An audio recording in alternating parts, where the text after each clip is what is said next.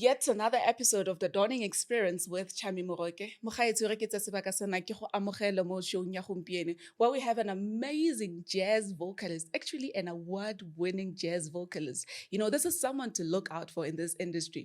But anyway, before we get into that, let me just remind you that this production is brought to you by Dreamstream Studios. All you have to do is just to get in touch with them on the number that is appearing right now, or also hit them up on their social media platforms on Facebook, TikTok, and Instagram. Hi, Oswak. Hello. Le kae? Good thing, okay. Ke bona, best. I am so excited to have you. Thank you. Khoneng. Thank you for waiting for me. Yes. Thank you for the patience. I'm glad to be here. Thank you for having me. Thank you. Oswak, ke tlo kopa o ikitsise. Ooh. Lebitso la ka ke Bokang Ramatlapeng. I am a musician, I'm a writer, and I'm a musical director too. And there's so much about me. There is a lot. But everything is almost seeped into the arts. So that's pretty much what I could really say about me. Find me in the arts, wherever it is. Bokang is somewhere in the arts. Either he's a musician or he's a musical director, which is seeped into the drama side of the world. Yes. But yeah, pretty much That's funny. I make jokes. I am bubbly. I talk a lot. I love family. And also I am a believer of God. I really do believe in just the higher power of just knowing that we're not really on this earth just for ourselves. True. We are here for a particular purpose. So yeah, that's pretty much all I can really say in a nutshell about who Bokang is. Now let's take it to your upbringing. Gore Bokang o gotse jwang? Yeah, ko tlung. Like you saying, motho buang and all that, but o gotse jwang, you know, family. Oh, wow. It's actually, I don't even hope this doesn't turn into a sob story because, I mean, really every time I talk about how I grew up, it always ends up going to me talking about my mom passing away when I was 6 years old and me being raised by my two older sisters, Kamohelo le Manuku. So I have a twin, so four in total. And my mom passed away when my twin and I were 6 and my sisters were 21 and 23. Wow. So they had to raise us after she passed. And so basically that has just been my journey, being raised by my sisters. They did an impeccable job in raising my twin and I. I'd like to believe that, we've really, the hard work and the time they've put in raising us has really, I can see the benefits and everything that they've done and their impact on our lives. And also just me believing that my mother's legacy has sort of lived on through the things that they have taught me, because they'd say, oh, mama would think this and that. So I think my childhood was just really seeped into just it being my two older sisters and my twin. So I like to say my childhood, I never lacked anything, even if I didn't have, the parental, normal thing where you'd have both parents, mother and father. It was just really just the four of us in the house. But I'd like to believe I never lacked anything. I've always been loved. I've always, given the opportunity to be whoever I wanted to be. True. My sisters even made sure that they invested in the things that say, if I said tomorrow I want to be a soccer player, it would be, we're getting you cocks, we're going to get you shoes, we're going to get you the kit, we're going to get you netball, if you want to play netball, or whatever it is. So I think my sisters have just been a very big support system, as in how I am today. So I'd like to say my childhood it had its ups and downs, but I'd really like to say that I'm actually happy that, I was raised by my sisters. They're really great inspiration. So I really think my childhood really in a nutshell was love, respect, appreciation, them investing in me, and God, really. Most just importantly. Where it is, where it's at, it's where it is. God has really just helped us for the past 20 years. Yeah, so 20 years has just been a big thing. But yeah, that's pretty much all I could say about that. Now, Bokang, let's take it into the music journey where it began. Firstly, I didn't know I could sing. And I'm not from a musical background. Yeah. Nobody in my family is a musician. So I'd have to clarify that, because everybody, always has these interesting stories as to how music came to them. But for me, it wasn't a thing I knew. And it wasn't a thing that, was, oh, there's some uncle, there's some granny. Yeah. It was always typical church choirs, but it wasn't a thing where somebody had said they're going to make it a career. So firstly, in grade 7, we had a teacher called Leslie Kapedi. He came to our school in grade 7 and he was coming to come teach music. Yes. And all of us were like, okay, this new subject is being introduced, because before, many years ago, music hasn't really been a subject that was introduced to the schooling system. Till today, it's still really not much of an important subject that the government sees as okay. This should really be something we teach. It's only sort of finding its feet now that it's becoming mandatory in most schools. So it was being introduced. So all of us were like, okay, what are we supposed to do? And the main thing that is the most easiest thing that a person would do is sing. So we started off with everybody. We're starting a choir. Yes. Like, oh, why do we have to sing? We don't want to sing. Some of us don't even know we can sing. So we're like, oh, what if I sound bad? It's the nerves that come with the fact that you don't know whether you can or not. So he put us into the choir. He's like, grade 7s, assemble yourselves. Assume what, are you alto? Are you tenor, whatever? So I'm like, I want to put myself in soprano. I do not know what this is. I'll just put myself there. So it just, we all of us assembled, and it's like, okay, I'm going to teach you a song. He teaches us the song. And it's like, ooh, there's something going on here. And the soprano, it just sounds very interesting here. It's like, okay, there's somebody that can sing here. And if they don't show themselves, I'm going to make you guys sing alone. We're all going to sing alone. We all like in amongst ourselves with my friends, like, oh my God, is it you? Just show yourself so that we can get on with this, So we didn't want to do it, and then we had to do it. Very true. Until he found me, and he's like, it's you. And because you didn't want to show yourself, you're going to lead all these songs for the Christmas function. I was like, oh my God, like, how could you do this to me? Firstly, I didn't know I could sing. So I went back home and I told my sister, hey, dude, I can sing. The choir. So, Bokang, aren't you a netball player? What's going on? We thought you want to be a netball player, or because I was doing really well. My twin and I were, sprinting, we were doing sports and even representing our own, like Gauteng province. Wow. We're really good at that. So my sister thought, these kids are probably going to be the next, I don't know, Caster Semenya wasn't famous then, but, it was that thing of, okay, these girls are giving Venus and Serena, but we're going to sprint, and represent our country at some point. That's what we were at some point. So when I told her I could sing, she was like, why? Why are you trying to sing? Since when can you sing? And she sort of let it slide until the Christmas function. And then she was so shocked. She took a video. She sent it to my other sister. This girl can sing, So it became a thing throughout the whole year, and got to a point where teacher Leslie told me, please audition at the National School of the Arts, which is something that I never thought. National School of the Arts, till today, I'd love to believe it's still a school that really has shaped a lot of artists in this country, from the Zoe Mudichas, from the Langa Mavusos, from just amazing actresses that you see on television that have been to that school. So for me, it was quite a big thing. National School of the Arts, really? Okay. And I auditioned and I got in. And I think for me, that was when it all seeped in with my sisters, seeing that, okay, this seems like it could be something very big. Let's invest in it. So I got the keyboards, I got absolutely everything. Let's get into it. And from there on, I haven't looked back. I'm not going to even think about looking back. Don't, because you're doing absolutely amazing. And so I think for me, that's when it became a thing, when I auditioned and I got into the school, and I started realizing that, I'm actually going to one of the biggest schools in the country that really supports the arts. And meeting Zoe, because we also went to high school together. She was my senior when I got in there. Langa was also my senior when I got there. So it was really beautiful to be around talented people, and really also realizing, okay, let's get it. We need to it's not just a joke anymore. Yeah. And you're now really becoming a professional. So it's not just about now how pretty you sing, but understanding the business, understanding who you want to be, the brand. So it just started from there. And yeah, that's like a mouthful, but yes. Look at you. Yes. Then varsity, you went to study. Yes. So after high school, my sister's like, okay, so are you gonna carry on with this?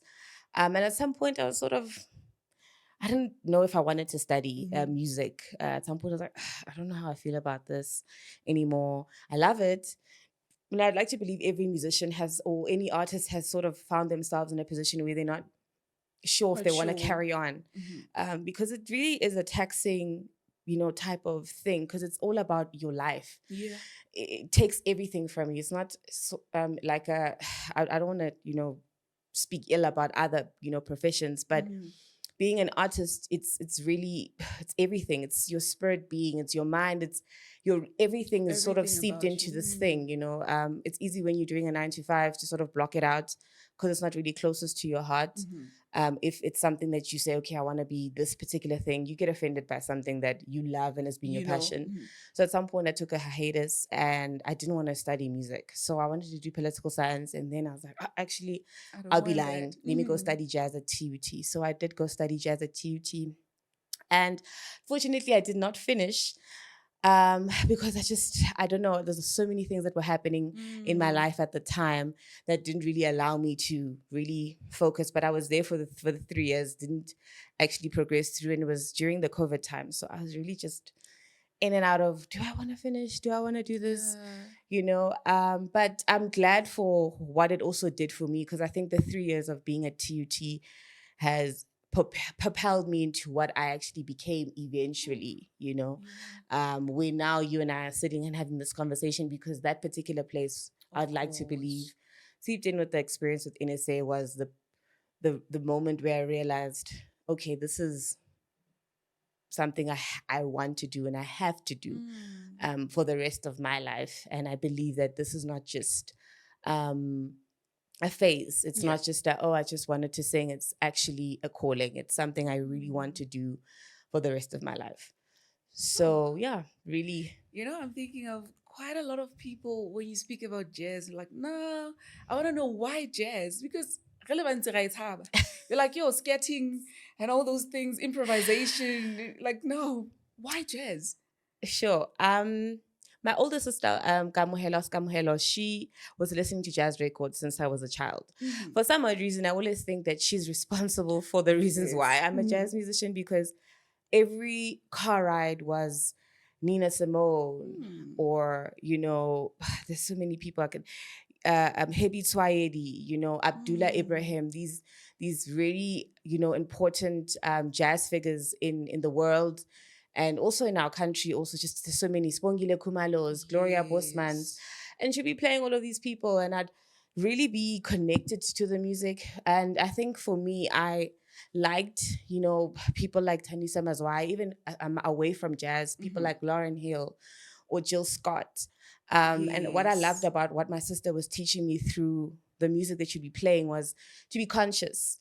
I think, me growing up in me loving jazz or loving music that was sort of a conscious type of music, it was for me quite relieving, because mainstream music for me, I've realized, and the reasons why I didn't pick popular culture or popular music was because I realized that so many people sort of compromise themselves to fit in. True. And I was at that point of my life at some point when I was at NSA where I refused to compromise who I was, who I wanted to be. You find yourself needing to change yourself to be a part of a particular art form. And the reasons why I loved jazz was because people would love you not because of what you looked like, how you dressed, how much money you have. Do you got the gold rings? Don't you have the gold rings? Do you have the weave? You don't have the weave? Do you have the makeup? Whatever. Jazz was the thing where we appreciate the art form, and it's also an intellectual type of music. So it's all about, what are you thinking? What are you reading? How are you feeling? What's going on in your spirit? And that's what I loved, because I'm that type of person where I want to be sitting in a room and, hearing what you have to say about the world. What is your view about what's happening in the current world? Do you know current affairs? Because at the end of the day, music is, a sort of tool to reflect what's happening in the current times. That's why I would never have a Letambulu or Mira Makeba. If it wasn't for someone like Mira Makeba, many people in America or Europe wouldn't know what is happening in South Africa. And for me, that was the reasons why I love jazz, because I wanted to be that type of artist that is timeless, that wasn't for a particular time or season, because there's so many people that come into the industry currently that we ask ourselves, where are they? And the reasons why is, where are they, is because they're only thinking about how to be popular for a particular season. And that's the problem. Longevity is not there for me. I'm not saying to any other artist that whatever popular music that you're in, it won't have longevity. But the difference is I love jazz because it allowed me to be able to be myself without needing to compromise who Bokang was in any shape or form. So for me, that's really why jazz, for me, that's where it's at. Yes. Yeah. You know, nna ke a research-a ke mo, ke kena mo I Get it. saw this quote. I think it would I don't see myself as a motivator, but more as a healer. Girl, you doing your research. Tell me about it. I really healer. think the thing about being a healer, it's the thing. There's so many things I could speak about how music can really, create an atmosphere, change the atmosphere in the room. I be growing up in the church also, where just hearing a worship song, there's a shift in the atmosphere. True. You feel a sense of calm, or you even feel a sense of healing. I mean, even if you switch on your favorite song, even if it could be a Beyonce song, or it can just be a piano song, whatever. It's just you're probably having a bad day at work. Somewhat your mind changes, shifts from the current situation that you're going through, and you find yourself singing those lyrics. Maybe if you're saying, there's so many songs that you could listen to the lyrics to, and you realize you're motivating yourself through those words, or you are worshiping in those particular words, where you're healing a part of yourself where you needed to heal. Because a lot of people do not. Some people do know, but guys, we are all spirit beings. We can all be walking around on this earth, but we all are spirit beings. So I feel like the moment you connect through just a song, or just looking at a piece of art and you just marvel at it, it makes you feel some particular way. Or watching a play and gets you thinking. You're moving away from what you have currently been thinking about, and you're looking and focusing on something else that could sort of change who you are. So I believe I would love to believe that that's who I am, that I take people and transport people from whatever they are feeling or whatever they would love to feel, because also music can make you feel a particular way, and I can take you there if you want to be taken there. So it's almost like a mode of communication that is unsaid sometimes, because some communication is something that we say, but music can also just be some sort of communication that's not even said, but you feel it. It's like, oh, the song is so good. You see how people dance. It's like, the song is so good. Are we not even? It's like you just. I don't have to tell you it's good. I can also see that your body's moving to it. Like, she's really enjoying this song. So I see myself as that type of person that can move someone from where they are into a different space. And I hope it's a positive space. I hope it's a motivating space. I hope it's an encouraging space. So yeah, that's pretty much how I see myself. I'm not a motivator. I don't want to be saying people, yeah, you guys can do it. And because sometimes I don't feel like I can do it. I don't want to wake up in the morning sometimes. And sometimes it doesn't feel great. One of those days. Yeah, and sometimes I probably don't even want to hear a piece of music. There are moments where I don't want to even open my mouth and sing. And those moments sometimes are actually very important. So, yeah. Wow.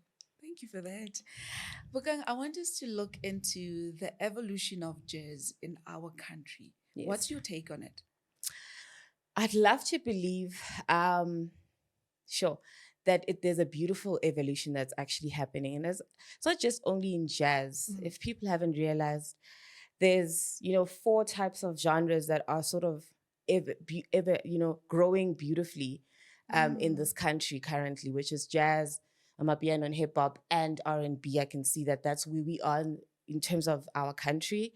But what I've seen with jazz is that there's a lot of young people that are being attracted to the art form, the genre. And I think it's because of now they're starting to see that, we're trying to be timeless musicians, and that we're trying to, outlive just outlive the music. And I don't have to be here one day for people to still think about my music and think about my legacy. Someone that is beautiful to, make an example of that, of how her evolution as an artist has outlived her, was Sibongile Khumalo. How currently it's not just in her being on stage, but it's also the educational side of it, that how she was motivating young vocalists and young musicians, and also she was a teacher. So for me, what I'm seeing with the evolution of jazz is that we're seeing a lot more people being attracted to jazz and people seeing that it's a very important art form in South Africa, because it hasn't really been, the forefront of Yeah, the music of course. industry, and it still Yes. is not, but there are a lot of people that are putting jazz on a beautiful, landscape, like Nduduzo Makhathini. He's a great example. Yes. He's a great, mentor to me. Him Mhm. and his wife. His wife actually taught me, when I was at NSA. And Wow.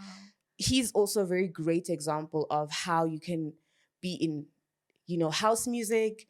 You can be Yeah, and everywhere and maneuver use around this and it. move around. So I realized that, the evolution of jazz is that it's not just, no, we just jazz and that's it. We can Yes. collaborate, and we're showing other people that we can collaborate in any art form. It's just that we love jazz because I love to believe that the training behind jazz can make you decide to do anything you want. It almost feels like classical Yes. music where it's tough. Studying it, you have to know how to read music. You have to practice, and not just practice like, today I don't want to practice. Like it's really the Yes. discipline that goes behind it. So the evolution that I'm seeing currently is people starting to open up to it and people starting to wanting to hear it, and just seeing the collaboration between genres, this cross-pollination that's happening that I'm loving, you know that I think would actually make jazz sort of at some point one of the Yeah. leading genres in this country. So I'm really starting to see that, and I'm so excited that I'm still young enough to be a witness part of that everything. evolution. Yeah. Yes. Yeah. So And look at you now. I'm sitting with an award-winning jazz Cha. artist. So now we're taking it into Mzansi Jazz Yes. Awards. You Yes. won an award. Yeah.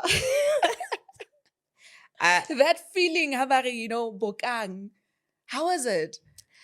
I think I sat there for a while because, this journey is so tough, as a musician, and especially picking an art form that is not popular, and especially being young. I mean, I'm the first youngest person to win that award. Ooh, wow. So for me, when the category was heavy also, so for me, till today, I still have no words for that moment. But I'm so grateful to be recognized by my peers and recognized by my elders too, because many of them are, have been doing this, for years and decades. And it was a beautiful moment. And for me, also just reminded me that, the 11 years of doing this is all worth it. And that consistency, is the most important thing. And consistency means even if you don't want to sing sometimes. Many people think consistency is like, no, sometimes it's like taking that year hiatus or just taking that 6 months where you're just not doing anything. Because those moments are very important also, So for me, it just reminded me consistency. And till today, I mean, the award is at home, and every time I walk past it, I'm like, really? wait, I'm an award. Yeah. It's okay, and yeah. So sometimes we forget when we're doing this. And for me, it was a great reminder that it's okay. That, and there's so many naysayers that come with winning, and also before I had won it, there was just a lot going on in my career at the time. This year still, and for me, it was a moment to say, now what? To many people that have said, we're not, you're not going. Today is this is D-Day. You're not going anywhere. So that moment was for me to say, okay, God is basically saying, and I'd love to say to a lot of people, but this is for me specifically, or anybody else really that believes in the word, where it says, He prepares the table in the presence of your enemies, and He anoints your head with oil. My cup runneth over. That was a moment for me, where I was like all this time I've been feeling like I'm a failure. All this time I've been feeling like I wasn't good enough. All this time when I'd sit in the practice room and I'd cry and I'd be like, I don't want to practice anymore. I don't want to sing anymore. Doesn't make sense. That was the moment for me to really take myself out of that slum and really stand with my shoulders up high and say, okay, Bokang, it's okay. You did it. Now what? Let's go. Take the baton, and now we need to keep going. Yeah. Wow. Best jazz song, actually. Yes. Is it for Bana Nthabiseng? Yes, it is. I want us to get into that. What inspired the song? I was listening to it. I felt like you were telling a story. Please tell me about the story. It's actually to my sisters, my two older sisters. Yes. And my mother's name is Nthabiseng, my late mother. And Bana Nthabiseng obviously meaning the children of Nthabiseng. And so this last, I was just thinking about our journey, and I felt like I wanted people to know where I come from. And there's so many children in this country, unfortunately, due to, there's so many child-led homes in this country. And from the pandemic that we had of HIV and kids growing up without their parents, where you'd find young kids raising their sisters and brothers and uncles raising their nieces and nephews, just it being not the typical home structure that we had. I wanted it to be a message to also those people to say, you guys also need to be acknowledged for the success of your siblings, because there's so many, sisters and brothers that are raising their siblings and they don't feel like they're being acknowledged. And I wanted my sisters to know I'm so grateful that I would never be here with them. I would never be wherever I am currently if it wasn't for them making so many sacrifices. They were in their 20s. Can you imagine what you're doing in your 20s? Imagine somebody's like, hey, they are twins, and it's not one child, it's two children. Take care of them.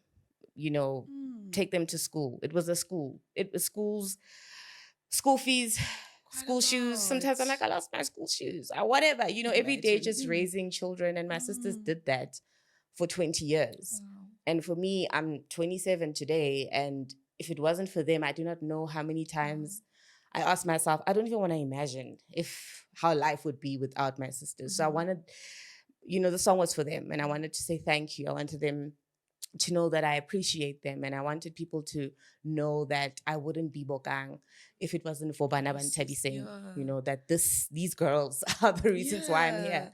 And it's just really that also. So that story was not just for me, but for the many young, kids and just the women and grandmothers and the uncles that are doing this, unthankless job to raise, children. They're children that are not their own biologically, but it's in relation of being your uncle, your cousin, or your sister, or whatever.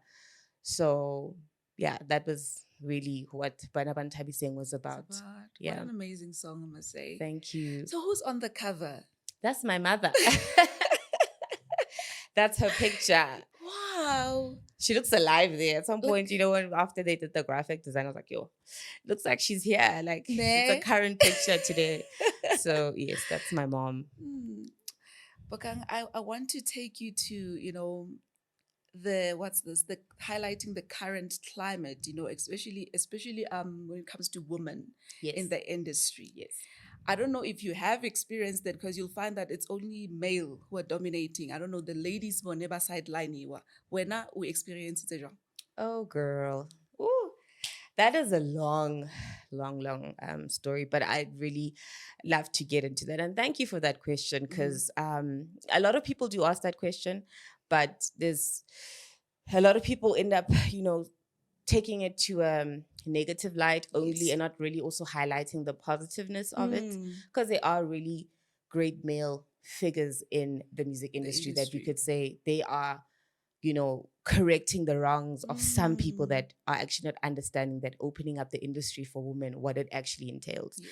So from my experience, when I started in first year, and I started obviously gigging and really starting to understand what it means to be a female jazz musician, you have to be faced with the fact that automatically when you're a singer, it's associated with not you adding any work and you have no value. You're just some pretty little shining thing on stage. And that for me irked me, because I was like, no, I'm not going to be going to study this particular thing and just think I'm not just a singer. I can arrange music. If you ask me to arrange music, I'm going to sit at the piano and I'm going to arrange the music. I can read the music. If you ask me, Bokang, what is the saying? Go play the chords. I'm going to go play the chords. I'm not just a singer.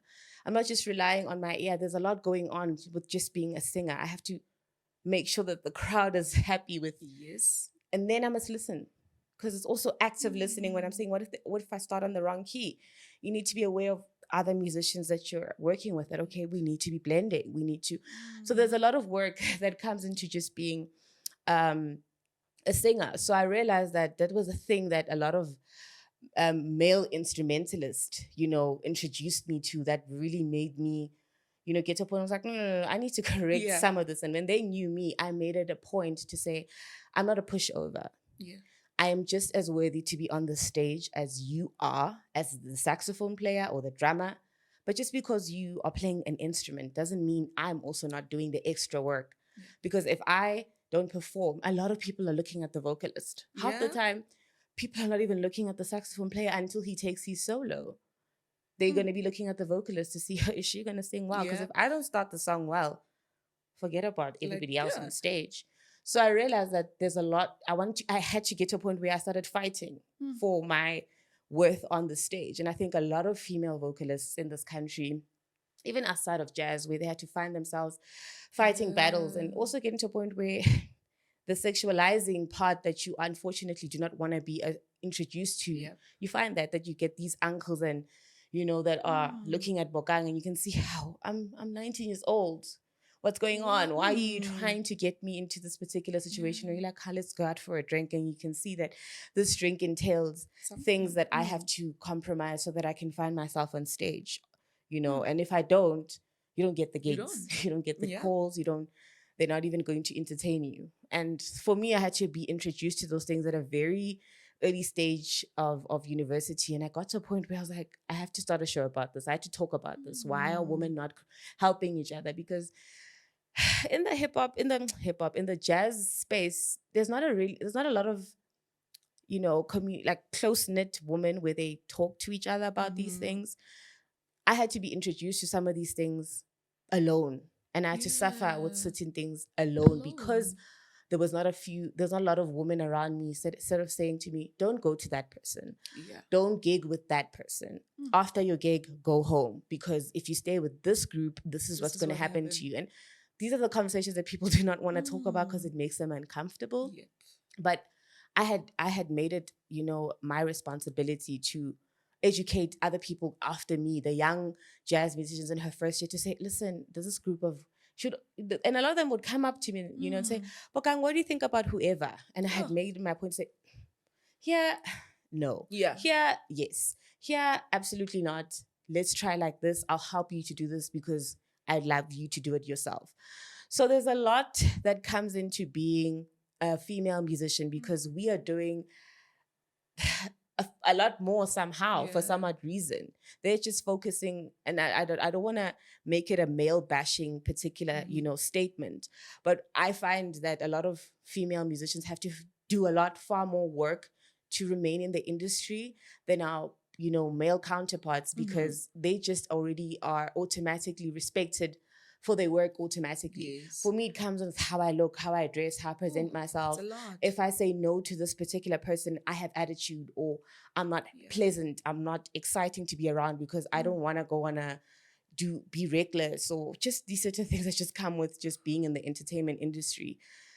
So I think till today it's still tough to be a female in the music industry, and I do not want to make it my story also, because I've really realized that there's a lot of women that do that to themselves, and their career now becomes compromised because that's the only thing that you're talking about, and it almost becomes like there's this a foul smell that follows you around.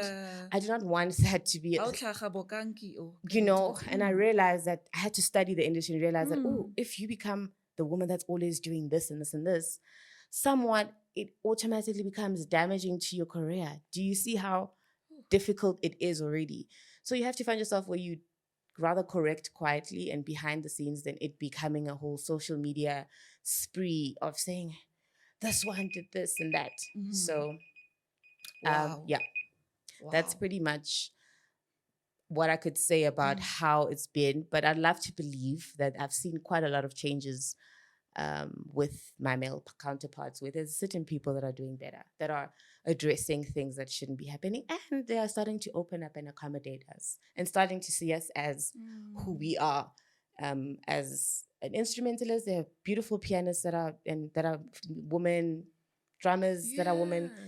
Let's stop calling them women drummers or female pianists. It's a pianist. It's a drama. The same way you are a male, and imagine I said a male saxophone player. Like, how strange does it sound? Yeah. Why is she a female saxophone player? No, it's a saxophone player. Let's stop, putting gender to a particular thing, because it almost seems like it's impossible that it could be done. If you're a lawyer, you're a lawyer. Have you ever asked what gender it is? Female lawyer, male. No. Exactly. So let's get to that point, and I'm starting to see the change. Wow. Such a story. This one is a long story. Like, at some point, you're just like, I don't want to talk about this, because this question can go right or left sometimes. And some women, it just becomes a thing in their career. If they type this, that one. The male basher. And that's where it goes, because then something happens. And so I've tried to always just steer clear from pushing this particular narrative that I also sometimes, it's not my responsibility, No. So, yeah. Quite a tough one. Yes. But are you working on something? And if you are, if you had to collaborate with someone, I would love to collaborate with Zoe Mudicha. I really love her. I mean, she is someone I've known for a couple of years, but I really think that now, with where I'm at currently, I'm ready for this type of collaboration. There's so many people, but just for someone like Zoe Mudicha, someone I really would love to be in studio with, see how and what we cook up with. And I know it's gonna be amazing. I love her so much. And you've worked with Nduduzo? Yes, Would you also I have. Want to? I already, for me, it was like production. I'm like, can he just produce my album? Like, just, yesterday I was actually talking to someone. I was like, if Nduduzo Makatini can just produce my first album, I think I'll be okay. I think I'll be okay for the rest of my years. Forever, yeah, I'll be beaming from ear to ear. So yes, I think there's just so many people I'd love to work with. So, but the first people I just think about, I'm like, Nduduzo Makatini, Zoe Mudicha are like people I really think currently I'm ready to sort of be in studio with them. I'd love to believe I've, put myself in a position where I can, call whoever and somebody would say, okay, let's do be it. Nice. Yes. Yeah. Yes. I hope to see that album. I hope to see the recording soon. Listen, I'm actually already working on something this, this weekend. There's some things that I'm sort of tying up. Because, Bana Nthabiseng cannot be the only single, sweetie. Please, no, I have to sort it out, wrap it up with something. This year is wrapping up with something. It's a promise. Yes. Yes. No, seriously. I'm not even lying. It's on camera. Okay. Yeah. It's done. Yes. So I'm very excited for what I'm doing right now. And I'm putting myself into the production side of it. So, you can't just be a singer, as I was saying. We are everything. Do everything. You're a producer. You can be a pianist tomorrow. The next day, you're there being a director. Oh, everything. Guys. Yes. But we need to wrap this thing. Yes. For someone who's young, who wants to get into the jazz industry, what can you say to that person? Okay. What I would say to any young person that wants to get into jazz or just music itself, please be kind to your journey. Be kind to yourself. You are exactly where you need to be. Yeah. Because music is not something that you just stumble across. It's not something that's just like, I just came to, it's a calling. You even if you try to go and do chartered accountancy, look at Lyra. Lyra is a beautiful example of how she was going to go study this and then it came to her. It reminded her that she needed to be there. So be patient with the journey. Be kind to yourself and do not let even no one, not even your parents, your uncle, your granny, to deter you from a dream that was given to you since birth, because that is something that you came with here on earth. It's not a skill that you had to go and study and acquire. It's something that happened. So really be kind and be, patient with yourself with this. And also my advice to them is that please educate yourself if you want to become a musician. I think invest in yourself. is a very important thing. Don't just it be a, I want to be a singer. And you're not going to, there's studios that you can go study if you want to. High school is also opening up. If there's music in your high school, take it. Go for it, And I'd really think it would propel you to sharpen the skill, the talent, because talent is not enough alone. Yeah. So that's what I would say. Invest in yourself. If you know that you want to do it, you want to be a DJ, go to DJ school. There are many places where you can acquire the skill and sharpen this thing that you love so much, because it will propel you to become a professional. We want you to be professional. Like, we'd love you to be a professional. Not just, just it is what it is. Yeah, no. I really, even if I have my own children, they want to be musicians or whatever, that they want to be, invest. That's what I would say. So please, that's really for me where I'm at with this subject, where it says, what is the advice for me? Please. Yeah. And it doesn't have to be a paying thing. There are schools that are there that are actually like free. Yeah. That actually take young students that want to learn music for free. They are there. And they are. And I'll be glad to even give you that information about places that are there that can take anybody that they can't afford to, invest in themselves. They want to be musicians, where to go, how to do it. It's possible.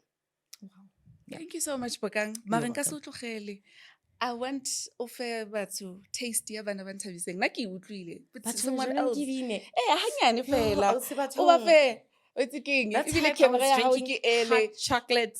You know, on milk just. There's water here. Let me drink this water.